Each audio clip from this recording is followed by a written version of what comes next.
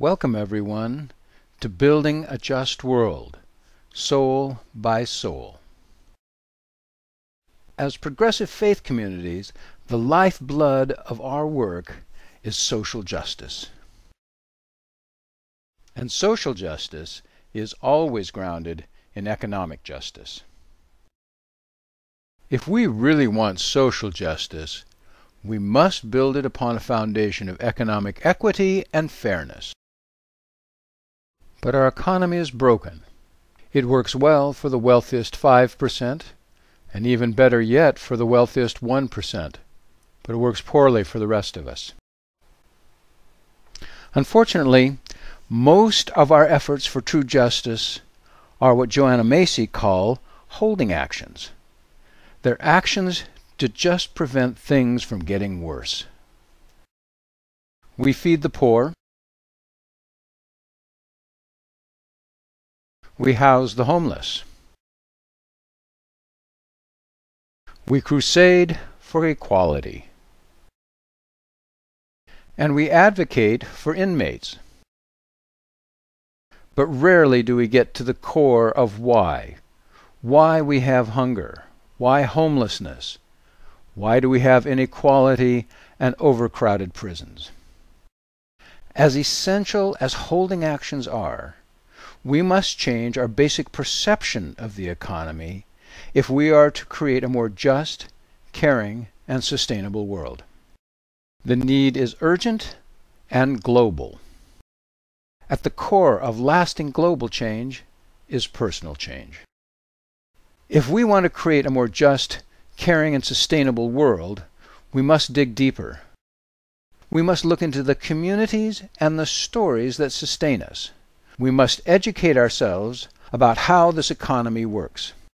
Then we must look deeper still, into our core beliefs, into the invisible assumptions we hold, into the archetypes, the myths that shape how we think. This is the role of inquiry, what we call transformational inquiry. Faith communities, especially churches, have unique resources for leading this deep change. Churches own the great meaning-making stories of Western civilization. Churches are invited to transform people at their core. Churches have no bottom line, so they can allow people the time they need to make essential changes. What we are suggesting here is the renewal of an ancient vision. This vision has churches leading the evolution of human consciousness to create a more just, caring, and sustainable world. We need a practice that is grounded in our tradition, one that is contemporary, one that brings no excess baggage, and finally, a practice that supports all the dimensions of our lives. Transformational inquiry is such a practice. We have adapted the revolutionary work of Harvard psychologists Robert Kegan and Lisa Lahey to the needs and the opportunities of the church.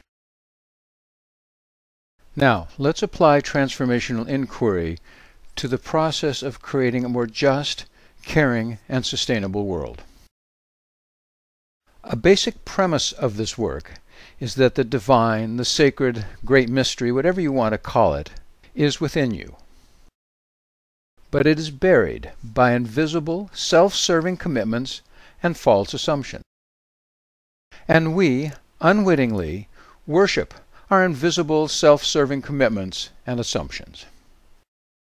Transformational inquiry actively investigates these layers of self-serving commitments and assumptions that stand between us and the divine.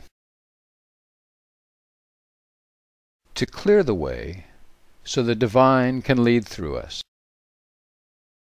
Transformational inquiry assumes that we are all complex individuals. St. Paul captured this complexity 20 centuries ago when he said, "For what I will to do, that I do not practice, but what I hate, that I do." On the one hand, we are committed to some very noble things, the heaven we want to bring forth. At the same time, we have self-protective, competing commitments that protect us from the hell we want to avoid. Because we hold our noble commitments and our competing commitments simultaneously, we create a dynamic immunity to change. Behind our competing commitments are any number of assumptions that are typically invisible to our conscious awareness and hidden from our sight. Your divinity is buried beneath these assumptions. There are 4 parts to the inquiry process. We begin with complaints, because everyone likes to complain. One complaint might be, "I hate the way big banks run our lives." It's important to note that beneath every complaint is a commitment to something noble and worthy. It need not be big. If I explore the complaint about big banks running our lives, I may discover that I am committed to not using my big bank credit cards. We begin with this small but noble commitment. We then ask, what am I doing or not doing instead? How do I prevent the realization of my noble commitment? What if I did something different? If I imagine not using my big bank credit cards, what tension or anxiety arises for me? Well, one concern is that I might not be piling up free airline miles. And I am definitely committed to accumulating those miles. On the face of it, this may seem trivial, but clearly my commitment to free airline miles is enough to keep me using the credit cards I say I don't want to use. I'm stuck in the middle. I want to get rid of my big bank credit cards, but I'm really determined to get those free miles. Worse yet, if I stop using the cards, I get anxious about losing out on free miles. But if I use them, I feel guilty for supporting the banks that are running our lives. The way out is to look deeper, to look beneath my commitment to accumulating free airline miles. To go deeper, we ask an if-then question. So, if I don't collect free airline miles, then, and complete the sentence. The answer may surprise you. In this example, I assume that if I don't collect free airline miles, then I won't get to see my grandchildren. And I assume, if I don't see my grandchildren regularly, I will be heartbroken, and my life will just not be worth living.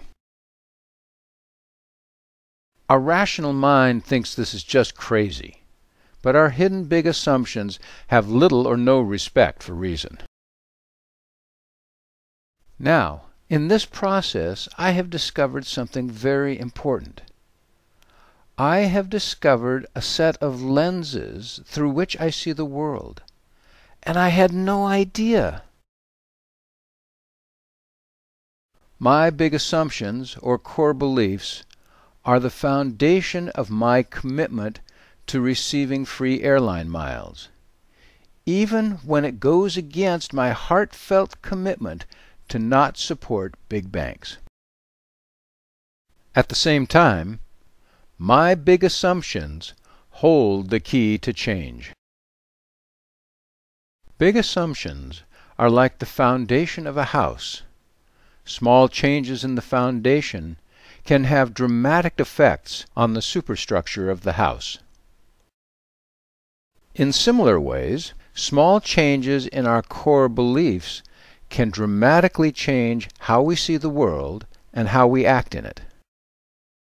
As we alter our core beliefs about the economy, we help build the foundation for a more just, caring, and sustainable world.